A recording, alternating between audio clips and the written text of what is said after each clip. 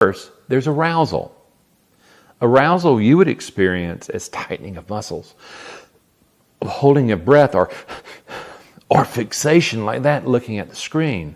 What you're seeing, or when you begin to feel or hear your heart rate beginning to race, what you're experiencing is the revving up an emotion getting you, the trader, ready for action, survival action. Okay, that's the key. You're no longer in rational mind. What happens is the emotion is growing to take you into action where you don't have to think. It's all about survival.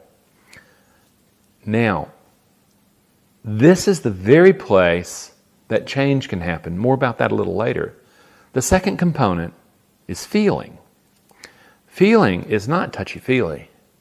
When you feel an emotion, you are literally experiencing the chemistry of that emotion in your body, in your brain, and when you feel it, it is altering the way you perceive, the way you think. And this is what happens when you say, well, I just got hijacked. I don't know what happened. Well, that's what's happening is you didn't see the emotion at arousal. You weren't able to arrest it or manage it. And it hit a particular trip switch, and before you know it, what you have is you have feelings, chemistry. In anxiety's case, cortisol. In like overconfidence case, dopamine and adrenaline. Horrible mix for risk-taking, okay? And ultimately, that takes over thinking. Your job as a trader is to manage that emotion that gives rise to thinking, that gives rise to the mind that you bring into the moment of trading. That's the real key.